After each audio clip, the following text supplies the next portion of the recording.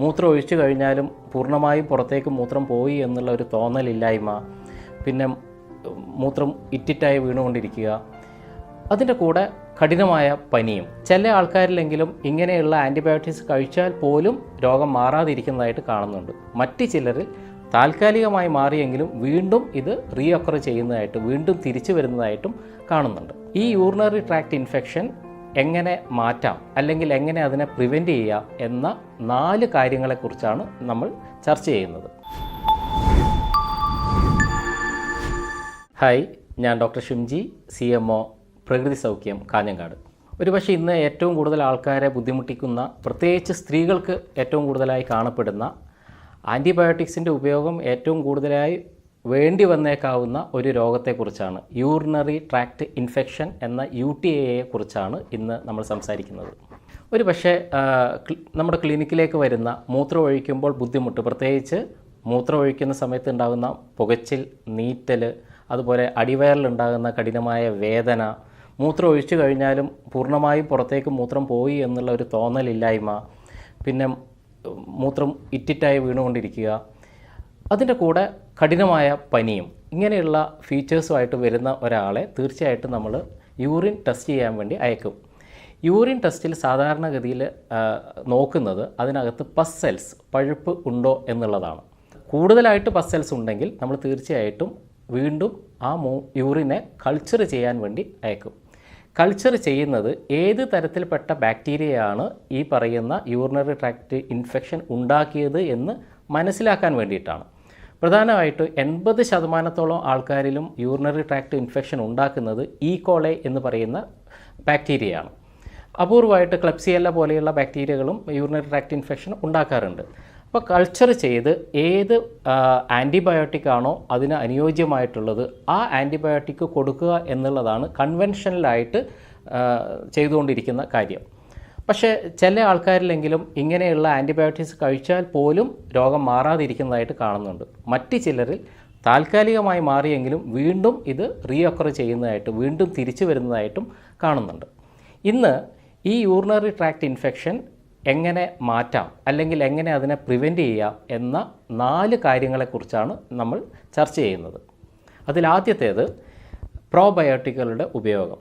Probiotics എന്ന് പറയുമ്പോൾ തന്നെ നല്ല ബാക്ടീരിയ എന്നാണ് അർത്ഥം. ലാറ്റിനിൽ പ്രോബയോട്ടിക്സ് എന്ന് പറയുന്നത് ലൈവ് ബാക്ടീരിയ, അല്ലെങ്കിൽ നല്ല ബാക്ടീരിയ അകത്തേക്ക് കൊടുക്കുക എന്നുള്ളതാണ്. ഇവിടെ നമ്മൾ നോക്കേണ്ടത്, നമ്മുടെ ശരീരത്തിനകത്ത് കോടാനുകോടി ബാക്ടീരിയകളുണ്ട്. ഈ ബാക്ടീരിയകളിൽ പല ബാക്ടീരിയ നമ്മുടെ സ്കിന്നിൻ്റെ മുകളിൽ, ത്വക്കിൻ്റെ മുകളിലുണ്ട്. ഒരുപാട് ബാക്ടീരിയകൾ നമ്മുടെ ഗാസ്ട്രോ ഇൻറ്റെസ്റ്റൈനൽ ട്രാക്റ്റ് അല്ലെങ്കിൽ ദഹന വ്യവസ്ഥയ്ക്കകത്തുണ്ട്. ഇതേപോലെ തന്നെ നമ്മുടെ യൂറിനറി ട്രാക്റ്റിൻ്റെ അകത്തും ഒത്തിരി ബാക്ടീരിയകളുണ്ട്. ഈ സ്ഥലത്ത് പ്രത്യേകിച്ച് യൂറിനറി ട്രാക്റ്റിനകത്ത് വരുന്ന ബാക്ടീരിയകൾ നല്ല ബാക്ടീരിയ, ആ ബാക്ടീരിയ കുറയുന്ന സമയത്താണ് യൂറിനറി ട്രാക്റ്റിനകത്ത് മോശം ബാക്ടീരിയ, ചീത്ത ബാക്ടീരിയ അല്ലെങ്കിൽ പാത്തോജനിക് ബാക്ടീരിയ വളരുന്നത്. കോളയും ക്ലെപ്സിയെല്ലയൊക്കെ പോലെയുള്ള ചീത്ത ബാക്ടീരിയകൾ. അപ്പം പറഞ്ഞു വന്നതിൻ്റെ ചുരുക്കം, ഈ ചീത്ത ബാക്ടീരിയകൾ വളരാൻ കാരണമാകുന്നത് നല്ല ബാക്ടീരിയയുടെ കുറവാണ്. അപ്പോൾ യൂറിനറി ട്രാക്റ്റിനകത്ത് സാധാരണയായിട്ട് കണ്ടുവരുന്ന ഏറ്റവും നല്ല ബാക്ടീരിയൻ്റെ പേര് ലാക്ടോബാസില്ലസ് എന്നാണ്. ലാക്ടോബാസില്ലസ് എന്ന് പറയുന്ന നല്ല ബാക്ടീരിയ കുറയുന്നത് കൊണ്ട് നമുക്ക് യൂറിനറി ട്രാക്ട് ഇൻഫെക്ഷൻ ഉണ്ടാവും. ലാക്ടോബാസില്ലസ് കൂടുതലായി കണ്ടുവരുന്ന മറ്റൊരു ഭാഗം നമ്മുടെ ദഹന വ്യവസ്ഥയാണ്, ഗട്ടാണ്. അപ്പോൾ ഗട്ടിനകത്തുള്ള, ദഹന വ്യവസ്ഥക്കകത്തുള്ള ലാക്ടോബാസില്ലസിൻ്റെ അളവ് കുറഞ്ഞാൽ അത് യൂറിനറി ട്രാക്റ്റിനകത്തുള്ള ലാക്ടോബാസില്ലസിൻ്റെ അളവ് കുറയാനും കാരണമാകും. എന്തുകൊണ്ടാണ് ഗട്ടിനകത്ത്, ദഹന വ്യവസ്ഥക്കകത്ത് ലാക്ടോബാസില്ലസ് എന്ന് പറയുന്ന നല്ല ബാക്ടീരിയ കുറയുന്നത്? പല കാരണങ്ങളുണ്ടെങ്കിലും അതിലേറ്റവും പ്രധാനപ്പെട്ട ഒരു കാരണം ആവശ്യത്തിനും അനാവശ്യത്തിനും നമ്മൾ ഉപയോഗിക്കുന്ന ആൻറ്റിബയോട്ടിക്സുകൾ തന്നെയാണ്. പലപ്പോഴും യൂറിനറി ട്രാക്ട് ഇൻഫെക്ഷനുമായിട്ട് ക്ലിനിക്കിലേക്ക് വരുന്ന ആൾക്കാരോട് ഞാൻ സാധാരണ ചോദിക്കുന്നത്, നിങ്ങൾ കഴിഞ്ഞ 1-2 ആഴ്ചക്കകത്ത് ആൻറ്റിബയോട്ടിക്സുകൾ ഉപയോഗിച്ചിട്ടുണ്ടോ എന്നുള്ള ഒരു ചോദ്യം തന്നെയാണ്. മഹാഭൂരിപക്ഷം ആൾക്കും എന്തെങ്കിലുമൊക്കെ രോഗം വന്ന് ആൻറ്റിബയോട്ടിക്സുകൾ ഉപയോഗിച്ചതിന് ശേഷം ഒരാഴ്ച അല്ലെങ്കിൽ 2 ആഴ്ചക്കുള്ളിൽ ഈ യൂറിനറി ട്രാക്ട് ഇൻഫെക്ഷൻ വരുന്നതായിട്ട് കാണുന്നുണ്ട്. കാരണം നമ്മൾ ഉപയോഗിക്കുന്ന ചില മരുന്നുകൾ നമ്മുടെ ശരീരത്തിനകത്തുള്ള ലാക്ടോബാസില്ലസ് എന്ന നല്ല ബാക്ടീരിയയെ കൊന്നുകളയും. അപ്പോൾ എങ്ങനെയാണ് ഇതിനെ നമ്മൾ മറികടക്കേണ്ടത് ലാക്ടോബാസില്ലസ് എന്ന് പറയുന്ന ബാക്ടീരിയയെ അകത്തേക്ക് കൊടുക്കുക എന്നുള്ളതാണ്. അതിനാണ് നമ്മൾ പ്രോബയോട്ടിക്സിൻ്റെ അഡ്മിനിസ്ട്രേഷൻ, പ്രോബയോട്ടിക്സ് എന്ന ഞാൻ നേരത്തെ സൂചിപ്പിച്ചതുപോലെ നല്ല ബാക്ടീരിയയെ, ലൈവ് ബാക്ടീരിയയെ അകത്തേക്ക് കൊടുക്കുക എന്നുള്ളത്. പ്രോബയോട്ടിക്സ് പല തരത്തിലുണ്ട്. ഇപ്പം എല്ലാ അസുഖത്തിനും എല്ലാ പ്രോബയോട്ടിക്സും അനുയോജ്യമാവണമെന്നില്ല. ഉദാഹരണത്തിന് നമ്മളിപ്പോൾ ഒരു ഓട്ടോ ഇമ്മ്യൂൺ രോഗമായിട്ട് വരുന്ന ഒരാൾക്ക് കൊടുക്കുന്ന പ്രോബയോട്ടിക്സ് അല്ല ഈ പറയുന്ന യൂറിനറി ട്രാക്ട് ഇൻഫെക്ഷന് കൊടുക്കേണ്ടത്.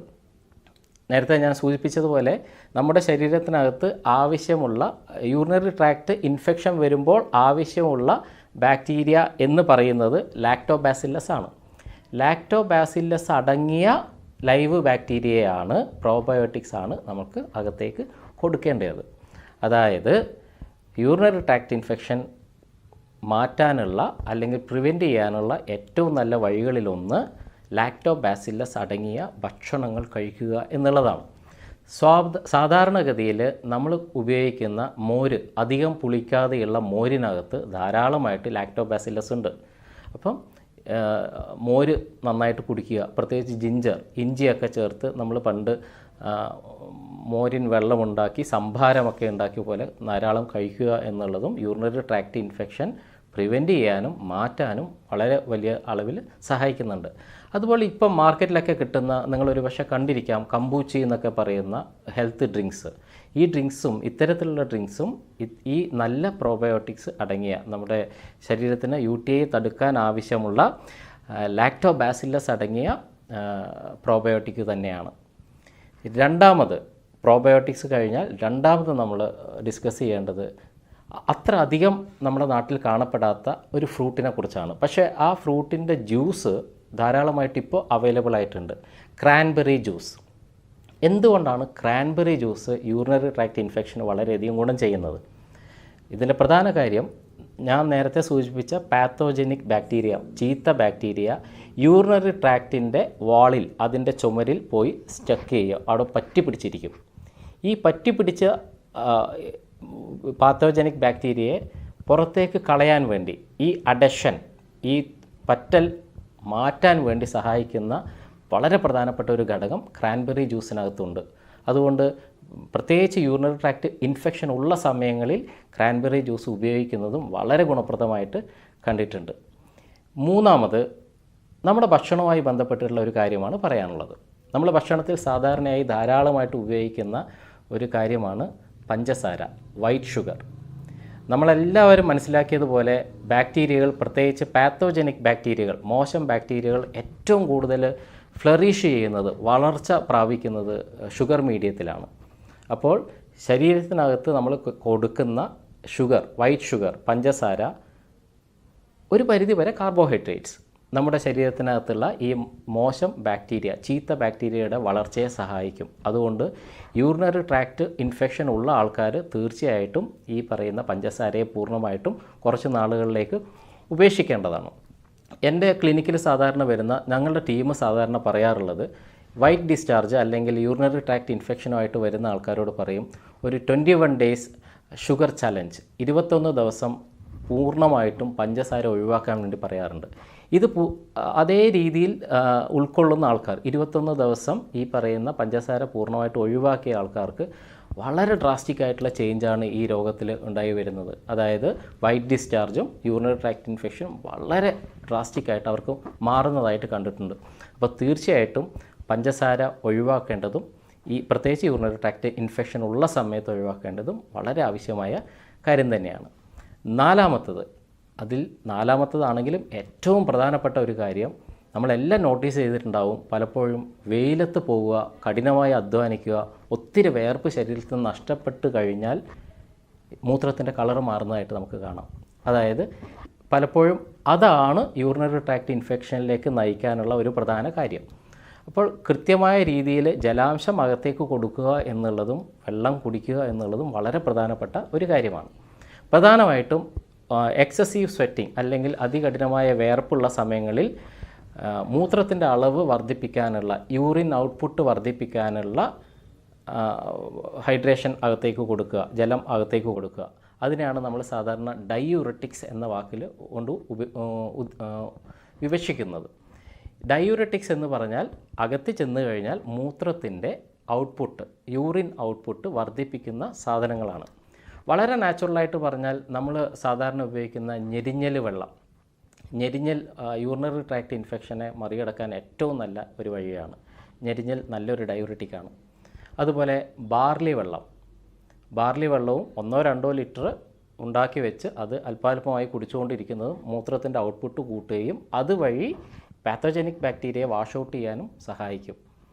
മറ്റൊന്ന് കരിക്കിൻ വെള്ളം, നമ്മുടെ ടെൻഡർ കോക്കനട്ട് വാട്ടറും ഈ പറയുന്ന പോലെ വളരെയധികം ശരീരത്തിന് യൂറിൻ ഔട്ട്പുട്ട് കൂട്ടാൻ സഹായിക്കുന്ന ഒരു കാര്യമാണ്. പണ്ട് കാലം മുതൽ തന്നെ പാരമ്പര്യമായിട്ട് പലരും പറഞ്ഞു വരുന്ന ഒരു കാര്യം, മൂത്രത്തിന് എന്തെങ്കിലും ബുദ്ധിമുട്ടുണ്ടെങ്കിൽ തഴുതാമ ഇട്ട് തിളപ്പിച്ച വെള്ളം കുടിക്കണം എന്നാണ്. അപ്പോൾ തഴുതാമ എന്ന് പറയുന്നതും വളരെ നല്ലൊരു ഡയൂററ്റിക്കാണ്. അപ്പോൾ ഈ പറയുന്ന ഡയൂററ്റുകൾ അടങ്ങിയ വെള്ളം ധാരാളമായിട്ട് കുടിക്കുന്നതും യൂറിനറി ട്രാക്ട് ഇൻഫെക്ഷൻ ഉള്ള സമയത്ത് അതിനെ മറികടക്കാൻ ഏറ്റവും സഹായിക്കുന്നതാണ്. ഈ പറഞ്ഞ 4 കണ്ടൻസിനെ ഒന്നിച്ച് പറയുകയാണെങ്കിൽ PSCW എന്ന് പറയാം. PSC നമുക്ക് ഓർക്കാൻ പറ്റും. W ഫോർ വുമൺ, കാരണം ലേഡീസിലാണ് ഇത് അധികം കാണുന്നത്. P ഫോർ പ്രോബയോട്ടിക്സ്, നല്ല ബാക്ടീരിയ, ലാക്ടോബാസില്ലസ് അടങ്ങിയ നല്ല ബാക്ടീരിയ, അതകത്തേക്ക് കൊടുക്കുക. S ഫോർ ഷുഗർലെസ്, അതായത് പഞ്ചസാര പൂർണ്ണമായിട്ടും കുറച്ച് നാളത്തേക്ക് ഒഴിവാക്കുക. C ഫോർ ക്രാൻബെറി ജ്യൂസ്, പ്രത്യേകിച്ച് യൂറിനറി ട്രാക്ട് ഇൻഫെക്ഷൻ ഉള്ള സമയത്ത് ക്രാൻബെറി ജ്യൂസ് ഉപയോഗിക്കുക.